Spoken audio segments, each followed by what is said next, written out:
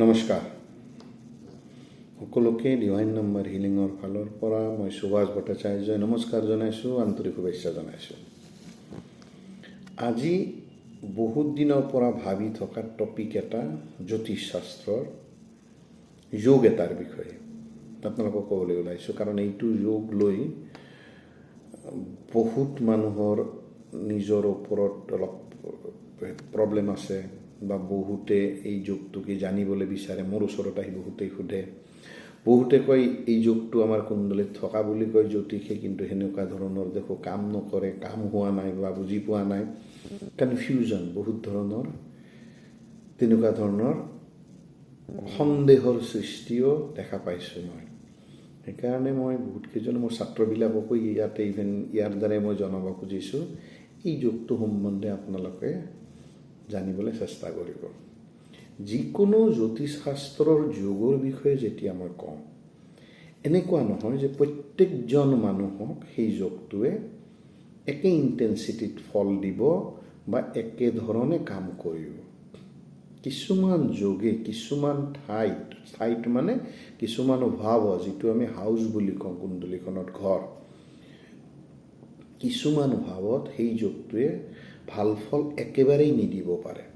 সেইকাৰণে কোনো এটা যোগ মানেই যে ভাল কিবা হ'ব এনেকুৱা কথা নহয়।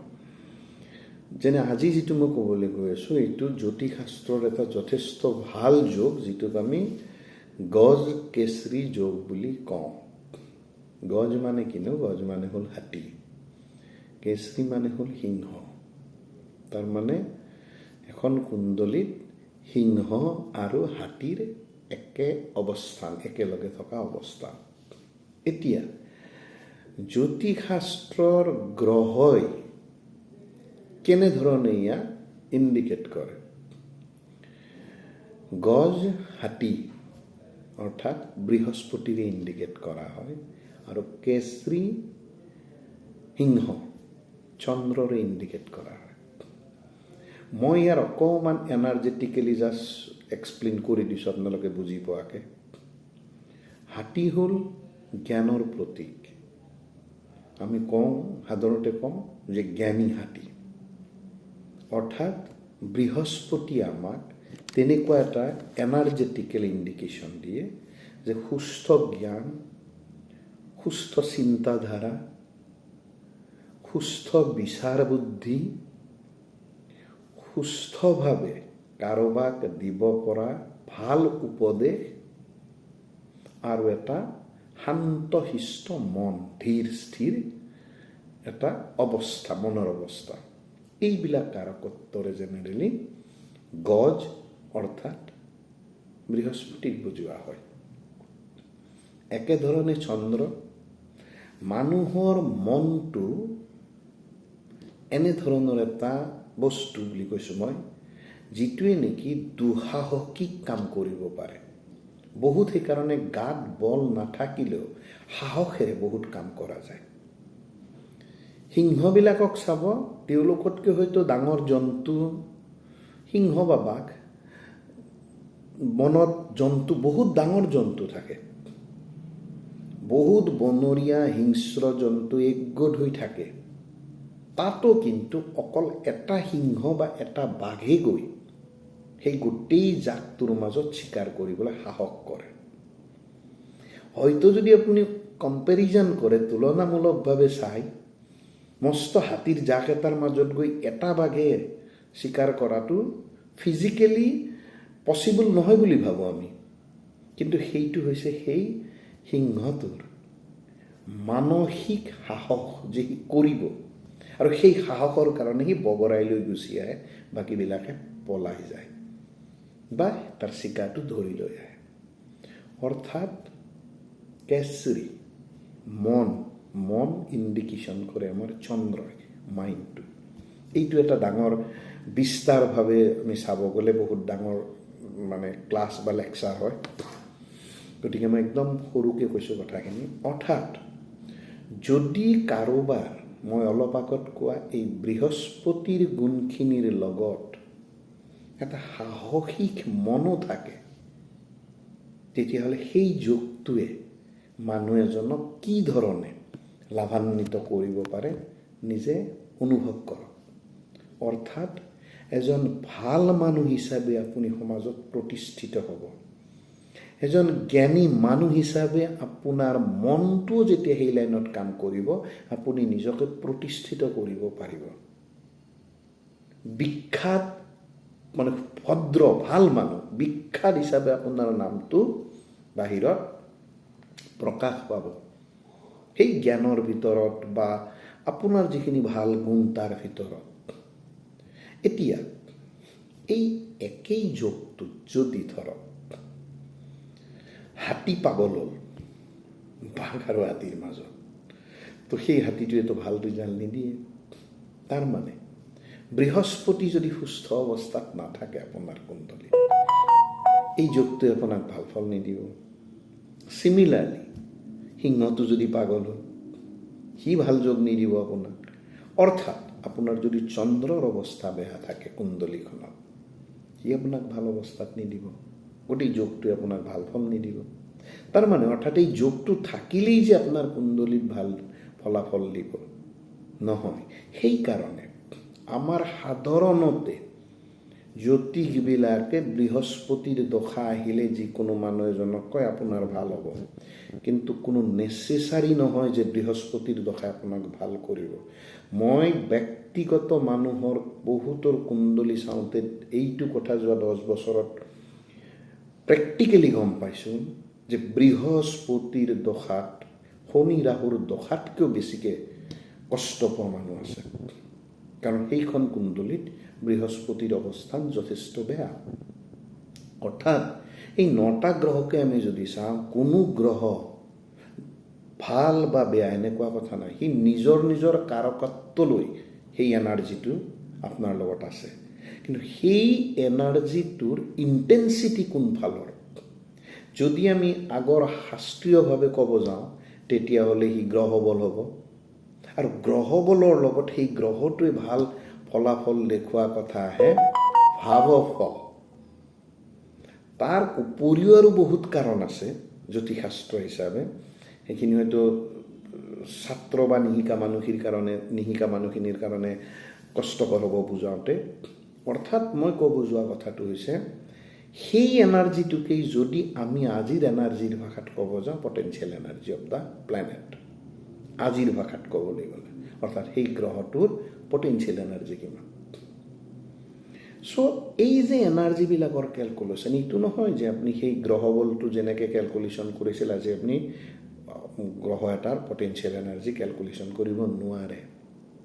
আৰু মই যোৱা প্ৰায় 6 বছৰ ধৰি এই কোৱাণ্টাম ছায়েন্স, বৈদিক শাস্ত্ৰ তাৰ ওপৰতেই সেইকাৰণে ৰিচাৰ্চ কৰি প্ৰেক্টিকেলি যিবিলাক মই প্ৰমাণ পাওঁ যে যদি এই এনাৰ্জিটো এনেকৈ বাহিৰ কৰিলে এইটোৰ লগত একে হয়চোন, সেই ধৰণৰ ষ্টাডিৰ ওপৰতেই কৰা হয়। এতিয়া ধৰি ল'লোঁ এই গজ কেচৰি যোগ কোনোবা মানুহৰ 12 নম্বৰ ঘৰত বহি আছে, ভাৱত বহি আছে। মই জাষ্ট বুজাব চেষ্টা কৰিছোঁ এটা যোগে কেনেকৈ কাম কৰে, একদম বুজি পোৱা ধৰণে আপোনালোকক বুজাব চেষ্টা কৰিছোঁ। 12 নম্বৰ ঘৰটোৰ সাধাৰণ কাৰকত্ব কি, 12 নম্বৰ ভাৱ যিটো, তাৰ সাধাৰণ কাৰকত্ব হ'ল, এটা শব্দত যদি কোৱা যায় মোক্ষ হাউচ। মোক্ষ মানেনো কি? মোক্ষ শব্দটো আপোনালোকে ক'ৰবাত টাইপ কৰি চাব, কি মিনিং দিয়ে, কি অৰ্থ কয়। ত্যাগ কৰা, এৰা, ডিটেচমেণ্ট হোৱা। অৰ্থাৎ আপুনি আপোনাৰ নিজৰ লগত বা আপোনাৰ কিবা কাৰকত্বৰ পৰা যেতিয়া আপুনি ডিটেচমেণ্ট হয়, এৰি যায়, একদম চিম্পল ভাষা, সেইটোকে আপুনি ধৰক মোক্ষ। সেইকাৰণে 12 নম্বৰ ভাৱটো কি বুলি কয় জ্যোতিষশাস্ত্ৰত, যে এক লছ হয়, এক্সপেন্স হয়, খৰচা হয় সেই বস্তুৰ কিবা বহি থাকিলে। আইচোলেশ্যন মানে অকলশৰীয়া ফিল হয়, অৰ্থাৎ ছ'চাইটিৰ পৰাও ডিটেচমেণ্ট, ফেমিলিৰ পৰাও ডিটেচমেণ্ট ফিল কৰিব আপুনি। ফৰেইন লেণ্ড মানে নট নেচেচাৰী বিদেশ। শাস্ত্ৰীয় মতে আপোনাৰ জন্ম ঠাইৰ পৰা এখন দূৰ ঠাই, যিখন আপোনাৰ কাৰণে মানে অজ্ঞান ঠাই বুলি কোৱা যায়। আপুনি নাজানে সেইখন ঠাইৰ বিষয়ে, কালচাৰ সংস্কৃতিৰ বিষয়েতো নাজানে, আপোনাৰ পৰা বহুত দূৰৰ ঠাই। নট নেচেচাৰী ফৰেইন হ'ব, সেইখনো আপোনাৰ কাৰণে ফৰেইন। অৰ্থাৎ কি? ডিটেচমেণ্ট ফ্ৰম ফেমিলিৰ পৰা ডিটেচমেণ্ট আহি গ'ল। হস্পিটেল, ডিটেচমেণ্ট ফ্ৰম হেল্থ, স্বাস্থ্যৰ পৰা ডিটেচমেণ্ট। স্পিৰিচুৱেলিজিম হাউচ, বৰ ডাঙৰ শব্দ। কিছুমান ইংলিছ শব্দক আচলতে আমি আজিকালি তাক অৰ্থটো, শাস্ত্ৰীয় অৰ্থৰ পৰা বহুত কিবা কিবি মিনিঙলৈকে লৈ গৈছোঁ। আমি সাধাৰণতে কি বুজোঁ? স্পিৰিচুৱেল মানে কোনোবাই শাস্ত্ৰ, কোনোবাই ধৰ্ম, কোনোবাই তন্ত্ৰ, কোনোবাই মন্ত্ৰ এইবিলাক কৰে বা এনেধৰণৰ কাম স্পিৰিচুৱেল। কিন্তু ইংলিছত স্পিৰিচুৱেল শব্দটোৰ মিনিং কি পাহৰি যাওঁ। যদি তাৰ মই শাস্ত্ৰীয় মিনিং চাব যাওঁ, আধ্যাত্ম বা আধ্যাত্ম যি কয়, বা অধ্যাত্ম, যোনে যেনেধৰণে ক'ব, অধিআত্ম। এতিয়া অধ্যাত্ম শব্দটো যদি মই সন্ধি ভাঙিব যাওঁ, অধিআত্ম মিনছ যিজন মানুহৰ নিজৰ ওপৰত কণ্ট্ৰল থাকে। তাৰমানে অধ্যাত্ম বা স্পিৰিচুৱেলিজিম শব্দটোৰ মিনিং কি জানেনে? যদি আপোনাৰ ওপৰত কণ্ট্ৰল থাকে, তাৰমানে ডিটেচমেণ্ট ফ্ৰম কাম, লোভ, মোহ, যিমান এনেধৰণৰ মেটেৰিয়েলিষ্টিক বা অন্য ধৰণৰ আশা বা ডিজায়াৰ আছে লাইফত। অৰ্থাৎ সেইটোক যদি মই মানে কৰ্মাজৰ ক্ষেত্ৰত কওঁ, বেলেঞ্চ অফ ইউৰ কৰ্মাজ, পজিটিভো নাই, নিগেটিভো নাই। মোৰ কৰ্মাজৰ ধাৰো নাই একো, মোৰ পাব লগা একো নাই। তাৰমানে আই এম ইন এ মোক্ষ ষ্টেজ। মোৰ কোনো ধৰণৰ ডিজায়াৰ নাই, ভাল হওক বেয়া হওক, চব মোৰ ডিটেচমেণ্ট। গতিকে 12 নম্বৰ ঘৰটোক এটা শব্দত ডিটেচমেণ্ট বুলি কোৱা হয় হাউচ। এইটো হ'ল জাষ্ট বুজাৰ কাৰণে আমাৰ নিজৰ মাজত। এতিয়া জুপিটাৰ, বৃহস্পতি প্লাছ চন্দ্ৰ, গছ কেচৰি যোগ আছে ক'ত? 12 নম্বৰ হাউচত। গতিকে এই যিটো যোগ, এই যোগটোৱে মই অলপ আগত কি ক'লোঁ আপোনালোকক? ভাল নাম দিব, নেম, ফেম, যশস্যা, পপুলাৰিটি, মানে সেই মানুহজনৰ জনপ্ৰিয়তা, এই ধৰণৰ বস্তুবিলাক তেওঁ জ্ঞান, এইখিনি বস্তু দিব চেষ্টা কৰিব, বিখ্যাত হ'ব সেইফালেদি মানুহজন। এতিয়া ঘটনা হ'ল, অলপ আগত যেতিয়া মই ডিটেচমেণ্ট ৱাৰ্ডটো কৈছোঁ, ইয়াক যদি আপুনি আৰু গভীৰভাৱে তললৈ সোমাই যায়, এই যে মই ক'লোঁ চেল্ফ কণ্ট্ৰল, সেইটো ডিটেচমেণ্টৰ প্ৰধান কাৰক। অৰ্থাৎ যিকোনো বস্তু তাৰ ৰিজাল্টটো বাহিৰত ইমপ্লিমেণ্টেশ্যন হ'ব নিদিয়ে, সি ভিতৰত ৰিয়েলাইজেশ্যন কৰায় মানুহ এজনৰ। সেইকাৰণে অধ্যাত্ম অৰ্থাৎ এই যে কাৰকত্বখিনি মই কৈছোঁ গছ কেচৰি যোগৰ, এই কাৰকত্বখিনি সেই মানুহজনৰ নিজৰ ইনাৰ এনাৰ্জিত তেওঁৰ থাকিব, বা ইট ইজ মানে ৰিয়েলি ট্ৰু, মানে হয়, ঘটে।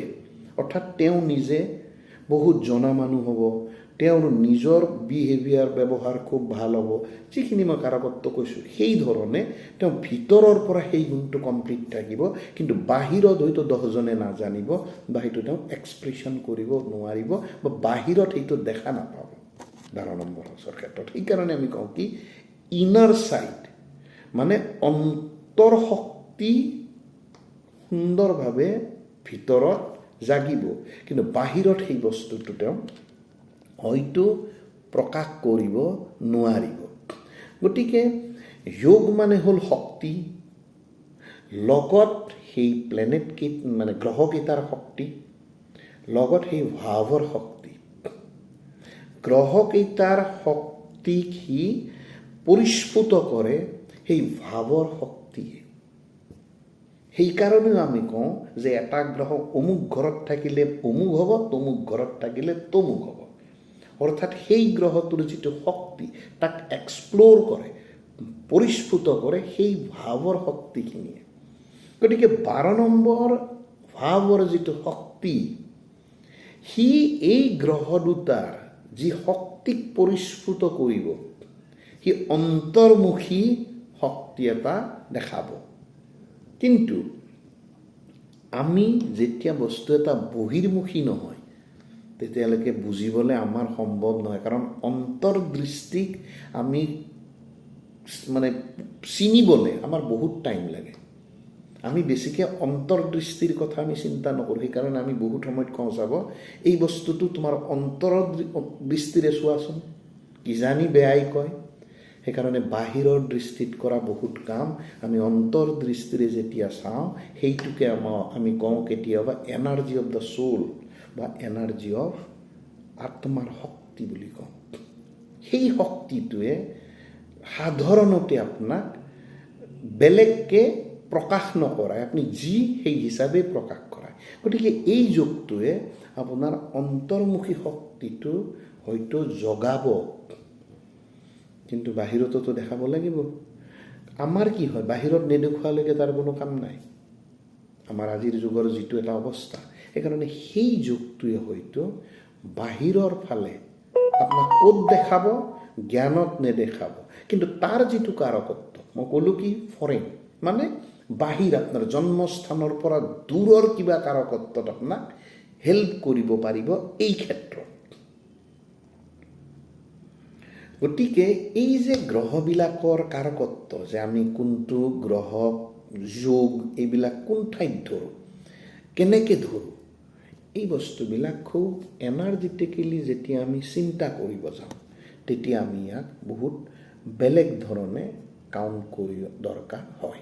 অৰ্থাৎ এই যোগটোৰ যদি মই 12 নম্বৰ ঘৰৰ ফলাফল হিচাপে ডাইৰেক্ট ফলাফল কি হ'ব ক'ব যাওঁ, এই গোটেইখিনি যে মই আপোনালোক এক্সপ্লেনেশ্যন কৰিছোঁ এইখিনিৰ চামাৰিটো এনেকুৱাকৈ আপুনি বা আমি ক'ব পাৰোঁ। ভাল দিশ কি হ'ব, খুব ভাল গভীৰ চিন্তা কৰা এই মানুহজনৰ শক্তি থাকিব। ইনটিউশ্যন পাৱাৰ খুব ষ্ট্ৰং হ'ব। ইনটিউশ্যন পাৱাৰটো আপোনালোকে বুজি পাই চাগে, যে কিবা এটা হ'ব মূৰত খেলিব যে এনেকুৱা কিবা এটা হ'ব নেকি, আৰু হয়তো সেইটো হৈ যাব। স্পিৰিচুৱেলিজিম, মই ক'লোঁ আকৌ অধ্যাত্ম বা মেডিটেশ্যন বা ধৰ্ম কৰ্ম এইবিলাকৰ প্ৰতি মানুহজনৰ মাইণ্ডটো ইনক্লাইন হ'ব।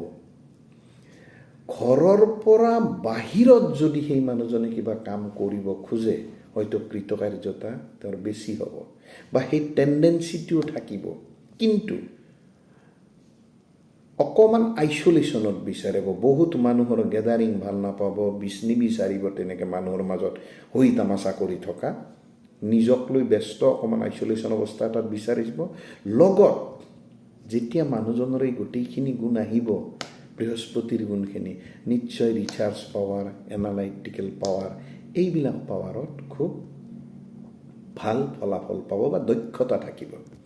নিগেটিভ ইছ্যুজ কি হ'ব, যেতিয়া মানুহ এজনৰ ভিতৰৰ এনাৰ্জিটো সি বাহিৰত প্ৰকাশ নাপাব, সেই মানুহজনে ক'ৰবাত অভাৰ থিংকিঙত যাব, বেছি অকলশৰীয়া ফিল কৰিব, যাব তাত ফিলো কৰিব, ৰিজাল্ট পোৱাৰ বাবে সময় লাগিব। কাৰণ ৰিজাল্ট, ফলাফল কি জানেনে, what is happening inside that is not the result, what is happening outside, বাহিৰত কি হয় সেইটো সেই ৰিজাল্ট।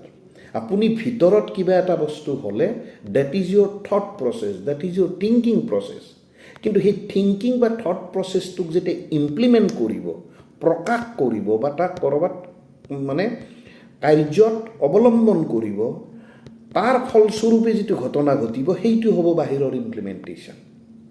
চ' কি হ'ব, বাহিৰত ইমপ্লিমেণ্টেশ্যন যেতিয়া নহ'ব সোনকালে, আপুনি ভাবিব মই ফল পাওঁতে দেৰি পাইছে। কাৰণ মই আগতে কৈছোঁ ইয়াৰ এক্সটাৰ্নেল কাৰকত্বতকৈ ভিতৰৰ কাৰকত্ব বহুত বেছি।